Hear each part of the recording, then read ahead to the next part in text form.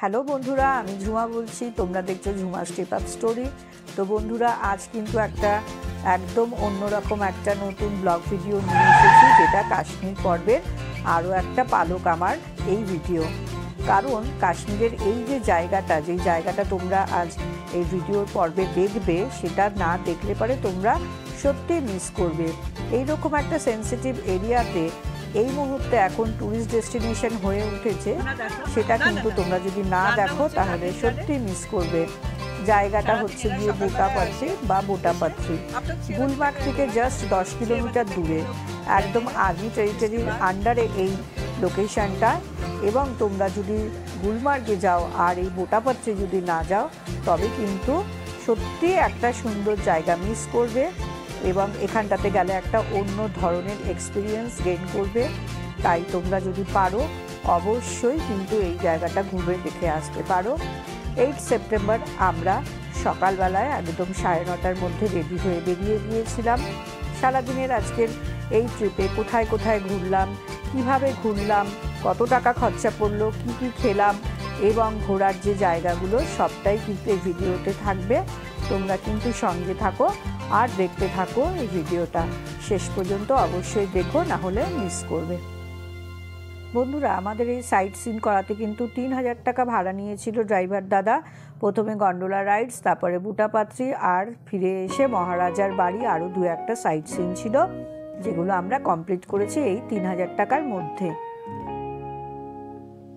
তো বন্ধুরা, তোমরা যদি এই বুটাপাত্রি ঘুরতে যাও, শ্রীনগর থেকে যদি যাও, তাহলে অবশ্যই ড্রাইভারের সঙ্গে আগে কথা বলে রাখবে। শ্রীনগর থেকে এসে সকালবেলায় তোমরা তোমাদের প্ল্যান অনুযায়ী ঘুরে নেবে গন্ডোলা, তারপরে হচ্ছে গিয়ে বুটাপাত্রি। কারণ এই বুটাপাত্রিতে যেতে গেলে দেখো, এখানে চেকপোস্ট আছে।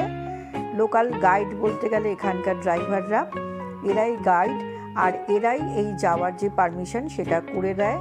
কারণ এরা না গেলে পরে তোমাদের এখানটাতে এন্ট্রি দেবে না। তো আমাদেরকেও সেই সিস্টেম অনুযায়ী আমরা যেহেতু আমরা গুলমার্গে ছিলাম, তাই আমাদের ড্রাইভারের সঙ্গে আগের দিন কথা বলে রেখেছিলাম। লোকাল পুলিশের থেকে পারমিশন নিয়ে রেখেছিল এবং তার সঙ্গে হচ্ছে গিয়ে ডকুমেন্টস আমাদের সঙ্গে রাখতে হয়েছিল, আধার কার্ড। কারণ চেকপোস্টে কিন্তু চেকিং হয়, তো আধার কার্ড দেখাতে হতে পারে। সেইভাবে আমরা তৈরি হয়ে আধার কার্ডও সঙ্গে রেখেছিলাম। আর আমাদের ড্রাইভার দেখো সুন্দর আমাদেরকে এই রাস্তা থেকে নিয়ে গেল। সমস্ত কিছু পর্ব আগের থেকেই সব করে রেখেছিল, তাই কোনো সময় নষ্ট হয়নি। আমরা সকালবেলায় উঠে 9:30টার সময় উঠে প্রথমে গন্ডোলা রাইডসে গেছিলাম। গন্ডোলা রাইডস কমপ্লিট করে এসে তারপরে এই বুটাপাত্রিতে এসেছি। এটা হচ্ছে নাগিন 1। यहाँ पे वो पिक्चर जब तक है जान, वो शूटिंग भी उस हाट पे हुई। कौन सा हाट? वो है ना कलरफुल हाट। अच्छा। उस अनुष्का शर्मा उसके छत के ऊपर वो गाना आधा शूट हुआ था, आधा चर्च में हुआ था। अच्छा। नीचे गुलमर्ग। ये बुटापत्री का ये नागिन 1 है ये। Yes. नागिन 1 नाम किसने दिया? अरे क्यों दिया? वाह, ये यूनिट है दिया है। जो आदमी होता है इनका अपना ও আছে। শেফার্ডদের দেশে এসছে, শেফার্ড পাবো না তা তো হয় না। একটা বাচ্চা শেফার্ড, আবার কোলেও একটা ছোট্ট বাচ্চা। বাহ, দারুণ। এই রাস্তাটার প্রতিটা বাঁকে জানি মনে হচ্ছিল কেউ হাত দিয়ে তুলি দিয়ে সুন্দর ছবি এঁকে রেখেছে। এত সুন্দর এখানকার সিনারি। আর এই রাস্তায় যেতে যেতে একটা ফ্যামিলি দেখলাম, এরা হচ্ছে গিয়ে শেফার্ড ফ্যামিলি। আর এখানটাতে শেফার্ড ফ্যামিলির খুব সুন্দর সুন্দর কালারফুল হাটসও রয়েছে। এই জাস্ট ডান দিকটাতে খুব সুন্দর সুন্দর এদের লাল, নীল, পিঙ্কের মধ্যে সুন্দর সুন্দর বাড়িগুলো দারুণ দেখার মতো। আর এই শেফার্ডরা অনেক সময় নাকি ভেড়া চড়াতে চড়াতে দেশের ওই পারেও ওরা চলে যায়। তো দেখো, এই যে সোজা পাহাড় দুটো দেখতে পাচ্ছ, বাঁ সাইডের যে পাহাড়টা, ওইটা কিন্তু পাকিস্তানের দিকে চলে যাচ্ছে। আর এই ডান দিকের যে পাহাড়টা, বড় পাহাড়টা দেখছো, এটা ইন্ডিয়ার মধ্যে। আর এখানটাতেই আমরা যাব আমাদের গন্তব্য এদিকে। তো এখানটাতে দেখো একটা দোকানও রয়েছে, জাস্ট চা কফি এই সমস্ত টুকটাক পাওয়াও যায় এখানটাতে। তো আমরা সেপ্টেম্বরে যেহেতু গিয়েছিলাম, সত্যি কথা বলতে অফ সিজন ছিল, তাই রাস্তাঘাটে খুব একটা ভিড় পাইনি। তবে আমার খুব ভালো লেগেছে শেফার্ডদের দেশে এসেছি আর এরকম একটা শেফার্ড ফ্যামিলি আর এত ভেড়া দেখে খুব আনন্দ পেয়েছি। আর এই ছোট ছোট স্মৃতিগুলোই তো সত্যি মনে রাখার মতো। তো এবারে দেখো, তোমাদেরকে বলছিলাম যে এই বাড়িগুলো, এখানটাতেই এদের বাড়ি, এরা শীতকালে নেমে যায়, কারণ হচ্ছে এখানটাতে প্রচুর বরফ পড়ে, এখানটাতে তখন এরা থাকতে পারে না। শীত যখন চলে যায় তারপরে এরা মার্চ মাস থেকে এখানটাতে এসে থাকে। তো বন্ধুরা দেখো, ছবিগুলো মানে ভিডিওতে যেরকম যেরকম ধরা পড়েছে সেগুলো তোমাদেরকে দেখাই, মনে রাখার মতো দৃশ্য। আর এই যে এক্সপিরিয়েন্স, আমরা একটা এলওসির কাছে যেতে চলেছি, সেই এক্সপিরিয়েন্সটা কিন্তু ভেবেই খুব আনন্দ লাগছিল যে এটাতে খুব ভালো আমাদের ভিডিওটা আজ মানে একটা দিনটা কাটবে আমাদের, এবং যতটা পারবো খুব সুন্দর করে ভিডিওটা ধরবার চেষ্টা করব। তো নাগিন 2 ক্রস করে এবারে কিন্তু আমরা চলে এসেছি বোটাপাত্রি। তো বোটাপাত্রিতে দেখো ওই যে ব্রিজটা যাচ্ছে, ওই ব্রিজটা থেকে হয়ে ডান দিকটাতে গেলে পরে ওখানটাতে পার্কিংও লট রয়েছে, তো ওখানটাতে গাড়ি রাখতে পারো। আর আমাদেরকে এপাশে আমাদের ড্রাইভার নামিয়ে দিল এখানটাতে। তো আমরা এপারটাতে কিছুক্ষণ বসলাম, এখানে একটু ফটো টটো তুলে নিয়ে একটু টাইম পাস করে তারপরে আমরা ওই উপরের দিকে যাব। আরও একটা জব তক হ্যায় জানি শুটিং এই ব্রিজটাতেই হয়েছিল বন্ধুরা। দেখো, এটা আমরা বুটাপাত্রিতে এসেছি। বুটাপাত্রি এখানটাতেই শেষ গাড়ি। ভ্যালি যেতে গেলে বা আরেকটু উপরে যদি এলওসি যেতে যাই তাহলে ওই যে ঘোড়া দেখছো, ঘোড়া করে যেতে হবে, পনি করে যেতে হবে। ব্রিজটার পিছ থেকে একটা নদী বয়ে যাচ্ছে, তো নদীটা একটু দেখাবো। তোমাদেরকে আগেই বললাম যে যেহেতু এটা আর্মির আন্ডারে পড়ে, আর্মি টেরিটরির মধ্যে পড়ে, তাই এখানে কিন্তু বিকেল 5টার পরে আর সিভিলিয়ানদের অ্যালাউ করে না বা ট্যুরিস্টদেরকে অ্যালাউ করে না। তো তোমরা যত তাড়াতাড়ি সম্ভব এখানে ঢুকে যাবে। 3টের মধ্যে তো অবশ্যই ঢুকো, 2 ঘন্টা যথেষ্ট, কিন্তু তারপরে কিন্তু বিকেল হয়ে গেলে যেও না, আর্মির লোকেরা কিন্তু ওখানে তোমাদেরকে থাকতে দেবে না, ঠিক আছে? তো সেটাও আমি তোমাদের জানিয়ে রাখলাম। পরিষ্কার পরিচ্ছন্ন জল, খুব যে জলের আমি স্রোত পেয়েছি তা নয়। যে জায়গাটা আমি বসেছিলাম খুব আস্তে আস্তে কুলকুল করে জলটা বয়ে চলেছিল। জানি না বন্ধুরা তোমরা শুনতে পাচ্ছ কি না আওয়াজ। আর ঠান্ডা জল, এখানটাতে বেশ কিছুক্ষণ আমি পা ভিজিয়ে বসেছিলাম, আর সে একটা দারুণ অনুভূতি। তো দেখো বন্ধুরা, এখানটাতে কিন্তু যেহেতু আমরা একটু অফ সিজনে গেছি তাই একটু ফাঁকা ফাঁকাই ছিল। তো এখানে এক ঘোড়াওয়ালা আর কি, উনি এসেছেন, এসে ভীষণভাবে রিকোয়েস্ট করতে শুরু করলো আমাদেরকে ঘোড়ায় করে ওই সামনে যে পাকিস্তান বর্ডার আছে বললো ওটা দূর থেকে দেখাবে, আর যাওয়ার পথে দরগা আছে সেটাও দেখাবে বলে। কিন্তু আমরা যেহেতু আগের দিন আমরা টুলিয়ান লেক গিয়েছিলাম, তো আমাদের ঘোড়ায় চড়ে ভীষণ শরীর খুব খারাপ ছিল, তাই খুব একটা চড়বার আমার ইচ্ছা ছিল না। কিন্তু সত্যি কথা বলতে ঘোড়াওয়ালা যে দাদাগুলো এরা এত রিকোয়েস্ট করলো, তো ফাইনালি আমরা রাজি হয়েই গেলাম। আর আমরা 4টে ঘোড়া নিলাম, যেটা হচ্ছে গিয়ে আমরা 400 টাকা করে ঠিক করলাম। 4টে ঘোড়া আমরা 1600 টাকা দিলাম। বলেছিল অনেক বেশি, সে 1000-1200 কিছু একটা বেশ বলেছিল, কিন্তু আমরা ওই 1500 টাকা বলেছিলাম 4টে গাড়ি, 4টে ঘোড়া সরি। আর উনি তখন রিকোয়েস্ট করে আরও 100 টাকা চাইলো, তো 1600 টাকা। সেই অ্যাভারেজে 400 টাকা করে তোমরা দেবে। ভীষণ যে অনেকটা যে দূরের রাস্তা তাও নয়, আর পরিষ্কার পরিচ্ছন্ন রাস্তা। এই দেখো ব্রিজের উপর থেকে যে আর্মির গাড়িগুলো যাচ্ছে, এই যে রাস্তাটা ডান দিকে যাচ্ছে, এদিকেই তোমার ওই এলওসির দিকে যাওয়ার রাস্তাটা। তো আমরা আছি এই পার্টটাতে। তো আমরা ঘোড়া করে এবারে ওই রাস্তা ধরে যাব। সময় থাকলে পরে যদি তোমরা সময় হাতে করে নিয়ে যাও তাহলে কিন্তু পায়ে হেঁটেও যেতে পারো, ঘুরতে পারো। তো আমাদের সময়টাও একটু কম ছিল, যেহেতু সকাল সকাল বেরিয়েছি তাই লাঞ্চের একটা তাগিদ ছিল। আর এখানে দেখলাম এক দাদা তাঁবু খাটিয়ে দোকান খুলেছে এবং কাঠের জালে রান্না করছে। বেশ ঝাল ঝাল ছিল রান্না, তার সঙ্গে একটা লঙ্কা দিয়েছে, এটা দেখার মতো। আর এই রাজমা আর এই ভাত 150 টাকা প্লেট নিল। আর দেখো তোমরা এখানটাতে ওরা কফি, চা আর অনেক কিছুই বিক্রি করছে। তো আমরা এখানটাতে সবাই একটু ম্যাগি খেলাম আর রাজমা আর ভাত খেলাম। খেয়ে তারপরে এবারে ঘোড়া করে আমরা ওই ব্রিজটা ক্রস করে আমরা যাব এলওসির দিকে। ओके, तो इधर इधर क्या क्या बनता है खाने के लिए? ये यहाँ पर ये जगह को बोलते हैं बूटा पतरी। हाँ। यहाँ पर हम बनाते हैं चाय है, मैगी है, कश्मीरी कावा है, राजमा राइस है। और ये यहाँ पर चूल्हे पे बनाते हैं। अच्छा, तो अगर कोई राजमा चावल आके ऑर्डर करे तो मतलब संग संग मिलता है? हाँ, वहाँ सिर्फ तैयार रहता है। हाँ, तैयार रहता है। और ये राजमा चावल आप कितने देते हो? हम 150 रुपये। और मैगी भी मिलता है ना इधर? और मैगी का? मैगी का 100 रुपये।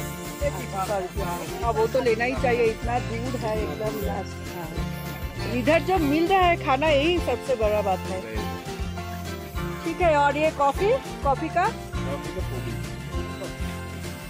कावा भी मिलता है, कश्मीरी कावा। अच्छा, तो ये बूटापत में मतलब स्पेशल क्या है? स्पेशल यहाँ पर आगे में देखने का तो अलग से पहुँचता है यहाँ पर। अच्छा, वो दरगाह शरीफ है, गुजर नजर है। अच्छा। और ये कितना टाइम लगता है इधर विजिट करने में? सोनी में आना जाना आपको 25 मिनट लगेंगे।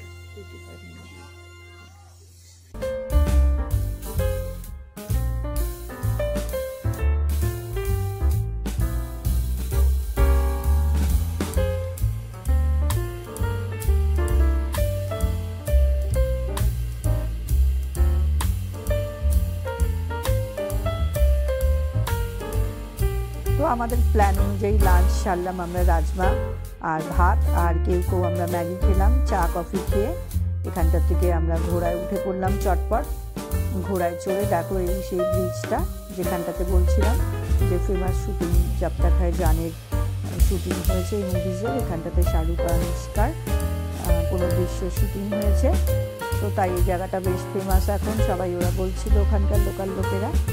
তো এই ব্রিজটা ক্রস করে আমরা এগিয়ে চলেছি এলওসি পয়েন্টের দিকে যেতে। রাস্তা খুবই সুন্দর, যারা ঘোড়ায় কখনোই চড়নি এটা ভেবো না যে রাস্তা খুব খারাপ পাবে। তো এই কারণে বলছি সবাই এখানটাতে উঠে যেতেও পারবে, রাস্তা এতটাই ভালো। যেহেতু মিলিটারি গাড়ি এখান থেকে যাতায়াত করে তাই রাস্তা খুব সুন্দর মেনটেন করা।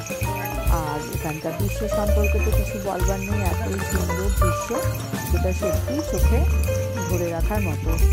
তো আমি যে ঘোড়াতে উঠেছি তার নাম হচ্ছে রাজা, আর আমার সঙ্গে যে ছেলেটি ছিল তার নামটা এই মুহূর্তে মনে নেই, ওই আমাকে এই ভিডিওটা তুলে দিল। তো বন্ধুরা দেখো আমরা বেশ কিন্তু এনজয় করছি বুটাপাত্রি, আর আশা করি তোমরাও আমার সঙ্গে আমার এই ভিডিওটা এনজয় করছো। যদি ভিডিওটা ভালো লাগে তাহলে কিন্তু একটা লাইক করে দিও। तीनों का नाम क्या है घोड़े का? हाँ, इन घोड़े लोगों का नाम क्या है? नाम रानी है। रानी, बादल, और मेरा राजा, और मैं।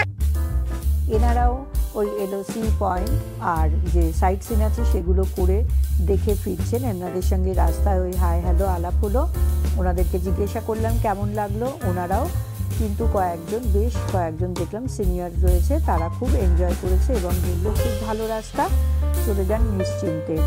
আর এই নিশ্চিন্ত কথাটা আসারতে কিন্তু বলতেই হবে, যেটা না বললে আমার এই ভিডিওতে সত্যিই কিছু কমতি থেকে যাবে, সেটা হচ্ছে আমাদের ইন্ডিয়ান আর্মি। স্যালিউট ইন্ডিয়ান আর্মিকে, যার জন্য ওনাদের এই কঠোর পরিশ্রমের জন্য কিন্তু আজ এইরকম একটা সেন্সিটিভ এরিয়া, যেখানটাতে আজ থেকে বছর 3-4 আগেও কোনো টুরিস্টদের অ্যালাউ ছিল না, সেই রকম জায়গা কিন্তু আমরা ঘুরে আসলাম এবং সেটা নিশ্চিন্তভাবে ঘুরে যার নিজের বাড়িতে ফিরতে পেরেছি। তো জানি না এখনও পর্যন্ত এই যে এলওসি এখনও পর্যন্ত সামঞ্জস্য বজায় রেখে চলেছে, কোনো ঝামেলা নেই বলে এইসব এরিয়া দেখতে যেতে পারছি। আগামী দিনে কীরকম কী পরিস্থিতি থাকে জানি না, তাই যখন এই রকম পরিস্থিতি ভালো আছে তাই বলবো যারা যারা পাও সুযোগ পেলে পরে চলে যাও, এই বুটাপাত্রি ঘুরে নাও। যদি তোমরা কাশ্মীর বেড়াতে যাও বা গুলমার্গ বেড়াতে যাও তাহলে কিন্তু মিস করো না, কারণ কখন পরিস্থিতি বদলে যায় বলা যায় না। তো যাই হোক, এরকমই জানি থাকে সমস্ত পরিস্থিতি এবং আমরাও জানি এরকম নিশ্চিন্তে থাকতে পারি, সেটাই ঠাকুরের কাছে প্রার্থনা করি, ভগবানের কাছে সেটাই একমাত্র প্রার্থনা।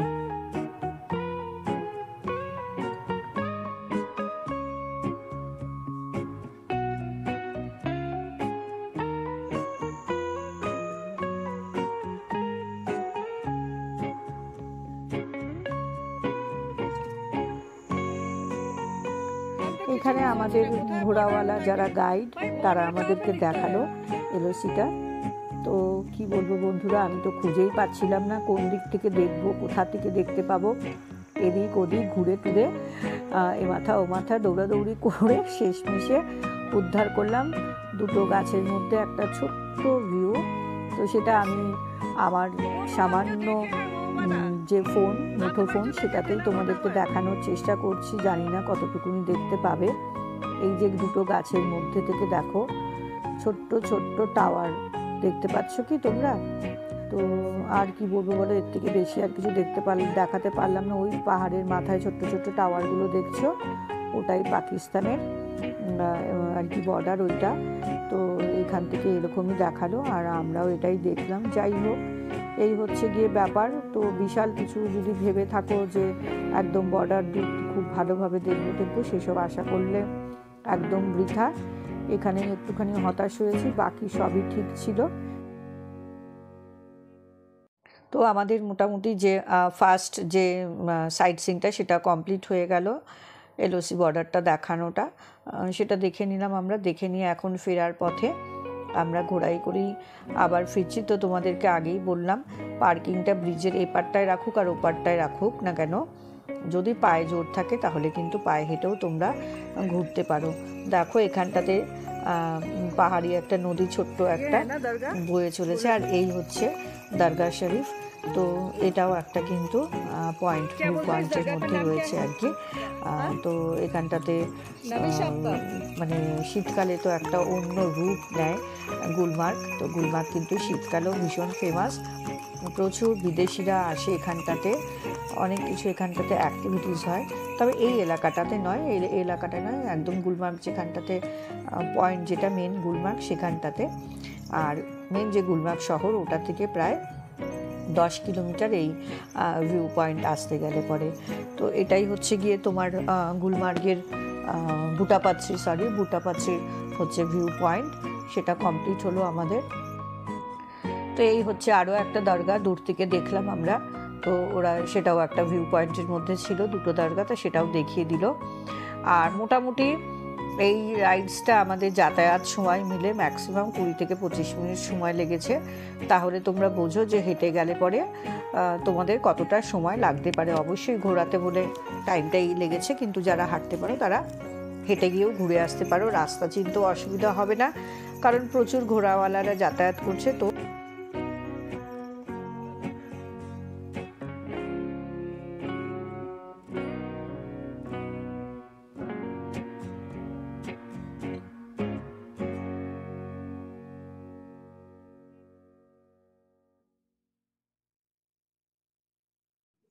এই হচ্ছে সেই পার্কিং লটটা, তোমাদেরকে বলেছিলাম আমরা ব্রিজটার ওপারটায় আছি। আর এই ডান দিকে এখানেও কিছু খাওয়ার দাওয়ার দোকানপাট আছে আর পার্কিং রয়েছে। তো মোটামুটি আমাদের আজকে দিন শেষ, 4টে বেজে গেছে, আমাদেরকে হোটেলে ফিরতে হবে। সকাল সকাল আমরা বেরিয়েছি।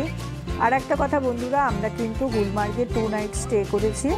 হ্যাঁ, তো সেটা জেকেটিডিসির যে রুম রয়েছে 2 BHK কটেজ, সেটা কিন্তু আমরা বুক করেছি। তোমরা যদি জেকেটিডিসির কটেজ বুক করতে চাও তাহলে জেকেটিডিসির অনলাইন থেকে তোমরা বুক করে নিও। আর রুম যদি দেখতে চাও তাহলে আমার চ্যানেলে যাও, ডেসক্রিপশানে প্লেলিস্টে পাবে তোমরা হচ্ছে কাশ্মীর ব্লগ, সেই কাশ্মীর ব্লগের মধ্যে রুম ট্যুর জেকেটিডিসি পেয়ে যাবে। সেটা কিন্তু চেক করে দেখে নিতে পারো, তাহলে পুরো রুমের যে ধারণাটা সেটা তোমরা পেয়ে যাবে। খুব সুন্দর রুম, খুব সুন্দর লোকেশান। অবশ্যই এটা তোমরা চাইলে পরে এখানটাতে বুক করতে পারো, কিন্তু অনেক আগে থেকে, আমি বলবো ট্রেনের টিকিট করবার আগে রুম বুক করে নিও। আমরা প্রায় 4 মাস আগে বুক করেছিলাম, তাই রুম পেয়েছিলাম। তো তোমরাও যদি চাও তো আগে থেকে বুক করে নিও। আর একটা কথা বন্ধুরা, যারা একদম নতুন আমার এই ভিডিও দেখছো প্রথমবার, তারা কিন্তু চ্যানেলটাকে সাবস্ক্রাইব করে নিও, বেল বাটনটাকে প্রেস করে দিও। আর অবশ্যই যদি ভিডিও ভালো লেগে থাকে তবে কিন্তু একটা লাইক করো, কমেন্টস করলে পরে খুব ভালো লাগবে। তোমরা ভালো থেকো আর এই রকমভাবে আমার পাশে থেকো। যতটুকুনি পারছি আমার সাধারণ ক্ষমতাতে, যেরকম ভাবেই হোক আমি চেষ্টা করে যাব এরকম ছোট্ট ছোট্ট ভিডিও তোমাদের